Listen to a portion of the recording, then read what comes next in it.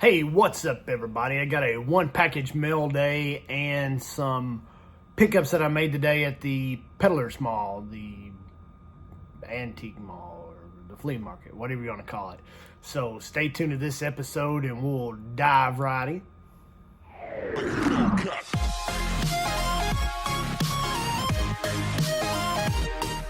All right, first things first. Let's open this package. This is from Mike the Card Dude. He was running a break on his channel, and I ended up getting into the break, and I'll show you what I ended up picking up. First off, I won a 2019 Wander Franco. This is his Bowman first Platinum, and so happy to get this. But he had two things on there that he was. Well, I think there was 10 different things, some really great stuff. So be sure to check him out before I get to this next card. Be sure to check out, don't leave me now, but after this video is over with, check out his channel because I'm going to put the link down below. He is running a break right now that I have got into, but it's to help out a fellow YouTuber, a member of the card community. So be sure to check him out and follow, and if you feel like you want to help out, then do it, okay? But I ended up winning a 2014 Mookie Betts. It's his rookie card, so I was really excited to get that. Yeah, the mantle was kind of the grand prize. It was his RBI leaders. I can't even remember the year it was from, but this is really the second place prize. So I ended up getting this, and I'm pretty excited about it to receive it. So, but he had it's upside down. He had something going on. Let's see, where's it at here? It's kind of a friends and friends deal. You get into the break, and he sends you a card to send to one of your friends. So I'm going to be sending this out to one of you guys. So then the next week or so, be checking your mail because you could possibly be getting this in the mail. So this is going out to one of my good followers. So part of Mike the Card Dude's break. So thank him most importantly, and check him out. Be sure to do that. All right, let's get into some pickups here. Flip this camera around and we'll look at it real close. All right, just found out today, for whatever reason, my guy that restocks his baseball cards, it's not going to be there until today. This is Saturday. I was there Friday, which was yesterday. But, and the lady at the counter said, well, there's just somebody in here bought $400 worth of baseball cards. Beat me in there today, so there's no telling what got ripped off the shelves. But still, yeah, I found some pretty neat stuff I'm excited to pick up. First thing I found was this guy right here. Maybe you guys recognize him. It's the 91 Upper Deck Chipper Jones, his top prospect card. Ended up picking this up for 99 cents. I liked it so well, I got another one. Actually, they had a couple more there, but they weren't quite in as good shape as these two were, so I bypassed on those. But for 99 cents, pretty good deal. Also, along the same lines, I found a 91 Classic Games of Chipper Jones. See him in his Macon Braves uniform. That was a pretty cool pickup. Always liked Chipper. Big Braves fan growing up. Second to the Reds, of course. Speaking of Reds, I'm finding this. This is a 2003 Don Ross checklist legend of Tom Seaver. And this is numbered 4446, 2003. It says, very truly yours, Tom Seaver. But don't really know a whole lot about this. Was it, you can see there, it's Hall of Fame trademarks, copyright are used by permission of Major League Baseball, National Baseball Hall of Fame and Museum. Don't know a whole lot about that card. I tried to dig around a little bit, find out what I could about it, but Didn't find a whole lot, but if you guys know exactly, is this inserted in their packs or what is it, a checklist? And some of the cards I've seen of other players actually had stats and stuff on the back, but this one's blank, of course. So I don't know, you can see the legend code for whatever reason. But anyway, I thought it was a pretty cool card. Anytime you can find a Hall of Famer like Seaver and a Cincinnati Red and a numbered card, I'm snatching it up. I think this was 99 cents as well, so you can't beat that. Another 99-cent card I got here was the 2019 Topps Uniform Evolution. Of course, this is the back side. It's showing you we'll progress rearward, but this is 2019 Joey Votto, kind of their uniform they had last year, and I assume they'll be carrying the same uniform this year. But you can see here's a 68 uniform, Johnny Bench. So I thought it was a pretty neat card. You got two for the price of one. You got a Votto, and you got the Bench. Picked that up for 99 cents. And then I found this. Pretty cool pickup. Always dig around. I can find these Kellogg's cards. This is a 91 Kellogg's Cornflake of Willie Mays. And, of course, made by Sportflix. Which you can see here. It's in really good shape. No cracks at all on this thing. I pulled it out and inspected it. And paid $1.99, I think, for this, which I was happy to get that. It was just in the regular boxes, so I snatched it right up. And then, last but not least, of cards, anyways, I paid $3.99, I think, for this. This is, of course, Robin Yount, the Milwaukee Brewers. This is his second year card, the 76 Topps. I did not have this in my collection of Robin Yount, so I was happy to pick it up. It's a really great card. A couple of sharp corners, sharp one here, and not quite so sharp there, but in really good shape to be, you know, almost 50 years old. No really color loss, no scratches or anything. This probably be a good card, a candidate card to be graded.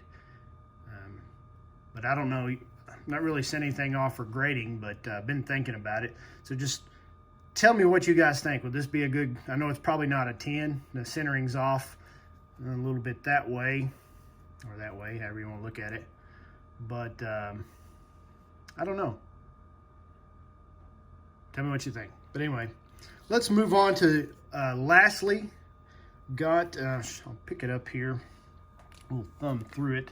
This is a Baseball Illustrated from 1971. Of course, you see there, Johnny Bench on the front.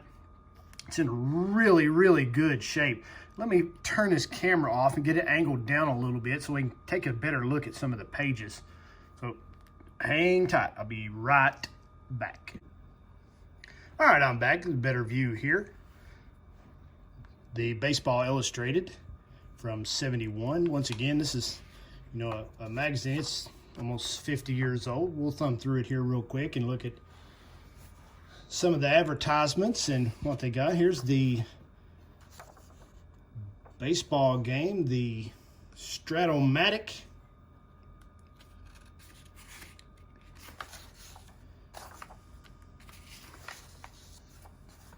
Shows a little bit of the National League statistics. The batting leaders. This is just for batting percentage. In 71, you had, or I guess this is 70. Yeah, 1970. And three Reds right there, back to back to back. Perez, Rose, and Tolan. And then your pitchers. Of course, Tom Seaver's right at the top. Of course, unfortunately, he was with the Mets at the time. But you got Simpson, Cincinnati, and Gary Nolan. This is the ERA leaders. So you got a couple Reds in there and a future Red, Tom Seaver. Here's the previews for 71. This is the final standings of 70. See Pittsburgh for the National League anyway. See Pittsburgh, Chicago, the top of the Eastern Division. And just when they had two divisions. And then Western, you had Cincinnati, Los Angeles. Then the predictions for 71, Chicago, New York. And then Los Angeles and Cincinnati in 71. And over here you see a young Arnold Schwarzenegger. And it just goes through here. It talks about each team individually. Some of the supplies you can get. Baseball encyclopedia. 71 baseball collector card set of 700 1971 cards. $14.95. Get some posters. Get your card locker. I had one of these growing up. I wish I still had it. Get your bobbing head figurines. Your Pirates, Clemente, Bob Gibson for the Cardinals. That was pretty cool. And then it talks about the National League and American League MVPs. You got Bench and Boog Powell. One-man wrecking crew. And the catcher in the Ryan. Got the Montreal Expos, Philadelphia Phillies. Talking about the Dodgers. Wes Parker, Richie Allen, Claude Osteen. Here's the Reds. It says the Big Red Machine might slow down a bit. Rose there, slammed 200 hits for the 5th time. The Giants, Willie Mays, Bobby Bonds. Then it gets into the Padres, and it gets into the 70s, 1970 American League statistics. Alec Johnson, percentage-wise, batted .3289, and Carl Yastrzemski batted .3286. So what is that? 3/100ths of a point. So he just barely got edged out. Some notable names in here. Of course, 70 Ray Fosse. Everybody knows what happened to him in the All-Star game that year, or this year.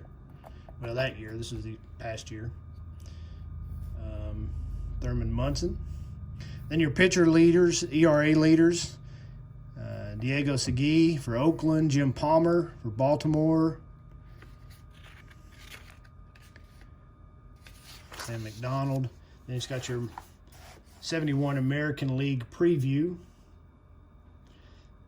These magazines were highly sought after because I remember looking at them as a kid and a youngster before I had a job. Of course, this is before internet, and you had to get your information either from the news or from a magazine. It was about the only two ways, or from word of mouth. And so these are pretty well sought after and thumbed through by baseball enthusiasts. Tigers. And then this was in the center of the whole thing, and it wasn't attached. I think, don't look like it had staples in it at all, but it's got your Cy Young award winners, Jim Perry and Bob Gibson. And then your batting leaders, Rico Cardi and Alex Johnson. And the top sluggers, big Frank Howard there, Washington. Of course, my man Johnny Bench down here in the bottom right. And on the back, you got your two Rookie of the Years. You got Carl Morton for Montreal, National League Rookie of the Year, and Thurman Munson for the Yankees, the American League Rookie of the Year. Let's see, that was in here. Let's start with the Yankees, Senators, Cleveland, Angels, Oakland Athletics, Minnesota Twins, Milwaukee Brewers,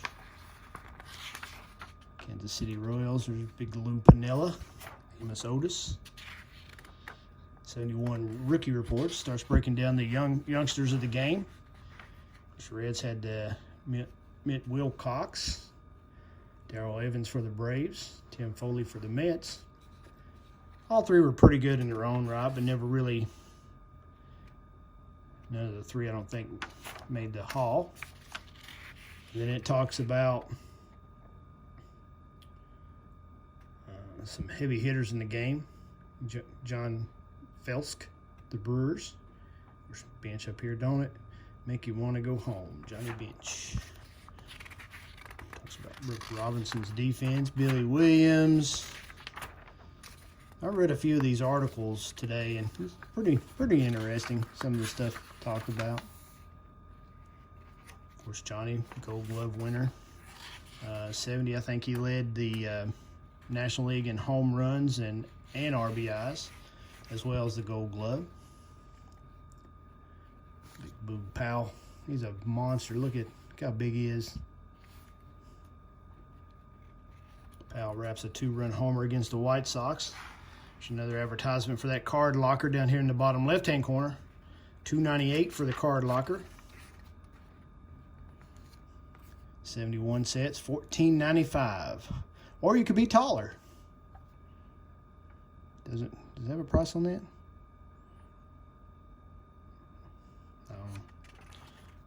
Baseball posters. And here's some pennants for $1. Your favorite team. You got your batting helmets, plastic batting helmets, ball holders, stuff like that. Actually, get you a uniform and for $14.95 a Dodgers jacket there. Guess everything's $14.95. Oh, not defensive power. It's $3.98.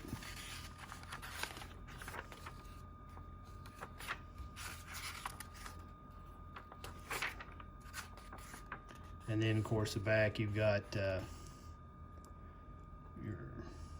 guess magazines are still like this today, the weight loss gurus and the muscle gurus and your keto diets and all that's back here. And then the very back, you got the Gil Hodges Pennant Fever, the most exciting, realistic baseball game you have ever played. $7 each. Of course, games like this were fun to play when you didn't have video games and stuff in the early 70s. But that's the Baseball Illustrated from 1971. Pretty cool trip down memory lane, flipping through that. So, hey folks, that's all I got. Thanks for tuning in. Hey, be sure to check out Mike the Card Dude and subscribe to his channel and check out his break right now to help out a fellow YouTuber. But until next time, God bless you guys. God bless America. Hey, remember our troops. And go get them, Billy. Billy. Peace.